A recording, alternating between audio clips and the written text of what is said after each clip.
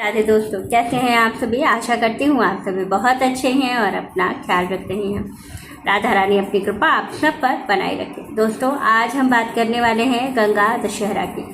गंगा दशहरा पर हमें कुछ ऐसी गलतियां हैं जो भूल कर भी नहीं करनी है। गंगा दशहरा पर गंगा स्नान का बहुत बहुत पुण्य फल है, लेकिन अगर हम गंगा जी स्नान करने नहीं जा सकते हैं तो घर पर हम कैसे स्नान करें कि हमें पुण्य फल प्राप्त हो सके। दूसरी चीज़ है, अगर हम घाट पर जाते हैं तो हमें कौन सी गलतियां नहीं करनी है। घर पर हम दीपदान कैसे करें कि हमें पुण्य फल प्राप्त हो सके। तो चलिए, संपूर्ण नियम और संपूर्ण विधि बताऊंगी। इसके वीडियो अंत तक देखिएगा और अच्छे से समझिए कि आपको क्या करना है, किन किन बातों का विशेष रूप से ध्यान रखना है। चलिए वीडियो शुरू कर लेते हैं। तो आपको सबसे पहली चीज़ है कि गंगा दशहरा की आप सभी को हार्दिक शुभकामनाएं। दूसरी चीज़ है कि गंगा दशहरा क्यों मनाया जाता है। गंगा दशहरा इसलिए मनाया जाता है क्योंकि ये ज्येष्ठ मास के शुक्ल पक्ष की 10वीं तिथि पर मनाया जाता है। इस दिन गंगा जी का अवतरण हुआ था पृथ्वी पर। इसे गंगा जयंती के नाम से भी जाना जाता है और इसे हम गंगा दशहरा के नाम से भी जानते हैं। इस दिन अपने समस्त पापों से मुक्ति के लिए गंगा स्नान किया जाता है। विशेष रूप से ज्येष्ठ का महीना है तो दान का बहुत महत्व होता है। तो बहुत सारे लोग गंगा जी पर स्नान करते हैं और बहुत सी चीज़ों का दान करते हैं। आपको किन किन चीज़ों का दान करने से पुण्य फल प्राप्त होता है।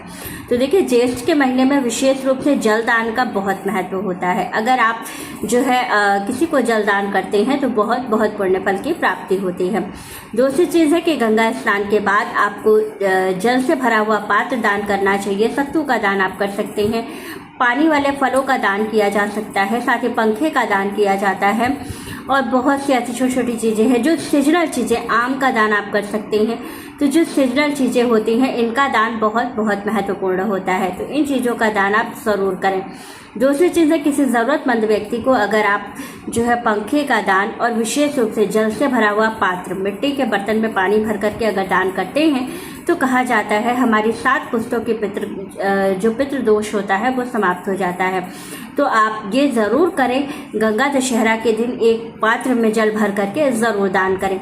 दूसरी चीज़ है कि इस दिन कुछ विशेष गलतियां होती हैं जो हमें नहीं करनी चाहिए।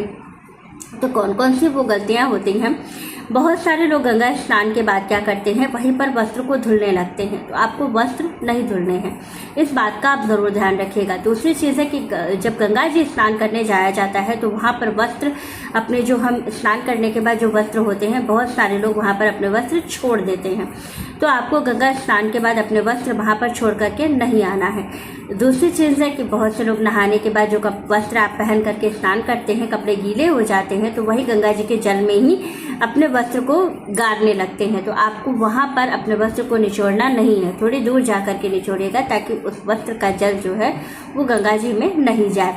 इसके बाद आपको क्या नहीं करना है, जैसे बहुत सारे लोग स्नान के बाद गंगा जी की पूजा करते हैं, दीप दान करते हैं। तो जब भी आप गंगा जी में दीप दान करें तो इस बात का ध्यान रखें कि कभी भी दीपक जला करके गंगा जी के पानी में उसको नहीं भेजें। आप घाट के किनारे जो है पूजा कर करके और दीपक वहीं पर जला करके रख दीजिएगा। ये सारी छोटी छोटी गलतियां होती हैं जो हमसे अक्सर हो जाती हैं, तो इस बात का ज़रूर ध्यान रखें। दूसरी चीज़ है, स्नान के बाद अपने पितरों को जल समर्पित करना बहुत बहुत आवश्यक होता है। तो इस बात का आप ज़रूर ध्यान रखें कि जब भी आप गंगा स्नान के लिए जाएँ तो स्नान करने के बाद आपको जो है अपने पितरों का जल, सूर्यदेव को जल ज़रूर देना है। इसके साथ ही अगर आप कहीं स्नान करने नहीं जा रहे हैं, घर बैठे स्नान करना है, तो आपको क्या करना है, नहाने के बाद नहाने के जल में आपको क्या करना है, थोड़ा सा गंगा जल मिला करके आप स्नान कर सकते हैं। बाद में बहुत सारे लोग कमेंट करते हैं कि अगर हम घर में नहाने के जल में गंगा जल मिलाएंगे तो हमारा जल जो है बह करके नाली में जाता है। बात बिल्कुल सही है कि जब आप स्नान करेंगे तो वो जल आपका बह करके नाली में जाएगा। तो आपको क्या करना है, जल नाली में आपका ना जाए, इसके लिए आपके घर में जो भी शुद्ध जल आता है उससे आप स्नान कर लें। और स्नान के बाद आप क्या करें, अगर आपके घर में गंगा जल है तो उससे आप जो है अपने शरीर पर गंगा जल का मार्जन कर लें। इससे आपको पूर्ण फल की प्राप्ति हो जाती है। तो इस बात का ज़रूर ध्यान रखें। दूसरी चीज़ है, घर पर अगर हम दीपदान कर रहे हैं तो कैसे कर सकते हैं। तो घर पे दीपदान करने के लिए आपको एक चीज़ का विशेष रूप से ध्यान रखना है कि किसी बर्तन में पानी भर लीजिए, उसमें थोड़ा सा गंगा जल मिला करके और उसके आगे आप एक दीपदान कर सकते हैं, हर हर गंगे बोलते हुए। जो लोग भी ये कार्य करते हैं उनको पूर्ण लाभ प्राप्त होता है। घर बैठे स्नान करके इस तरह से आप पूर्ण फल की प्राप्ति कर सकते हैं। घर पर स्नान के बाद अगर आपको दान करना है तो कैसे कीजिएगा, तो आपको क्या करना है, जब आप स्नान कर लें तो जल से मिट्टी के पात्र में जल भर करके उसमें थोड़ा सा गंगा जल डाल करके किसी भी ज़रूरतमंद व्यक्ति को दान कर दें।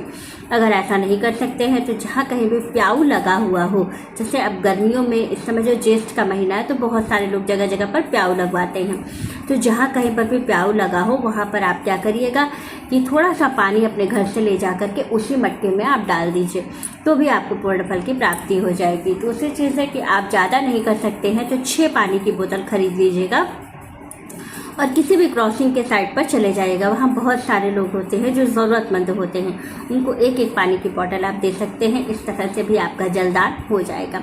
जलदान करने से हमें सबसे ज़्यादा पुण्य फल की प्राप्ति होती है। इस समय जो गंगा दशहरा है, इस दिन सीजनल फल का दान करना भी बहुत लाभकारी होता है, जैसे कि खरबूज है, तरबूज है, आम है, इन चीज़ों का दान करना बहुत बहुत महत्वपूर्ण होता है, तो ज़रूर करें। ये सारे कार्य करने से बहुत सारे चाहे अनचाहे जो हमारे पाप होते हैं वो नष्ट होते हैं, तो इस बात का भी आप ज़रूर ध्यान रखें। दूसरी चीज़ है, ये सारी चीज़ें करने के बाद आपको एक कार्य करना है। इस दिन शिव जी के मंदिर में जाकर के 1 लोटा जल लीजिएगा। मिट्टी के पात्र में रखा हुआ जल हो उसको तांबे के पात्र में डाल लीजिएगा और तांबे के पात्र में डाल करके हर हर गंगे बोलते हुए शिव जी का अभिषेक ज़रूर कीजिएगा। जो लोग ये वाला कार्य करते हैं उनको बहुत बहुत लाभ होता है, तो इस बात का ज़रूर ध्यान रखें कि बहुत ही छोटा सा लेकिन इतना अचूक उपाय है कि इसको करने से आपको 100% इसका फल ज़रूर मिलेगा। साथ ही इस दिन जो लोग चंदन का दान करते हैं, किसी मंदिर में जा कर के अगर आप गंगा दशहरा के दिन चंदन का दान करते हैं, सफ़ेद चंदन या लाल चंदन का, तो भी आपको बहुत सारे आपके कष्ट जो हैं वो समाप्त होते हैं।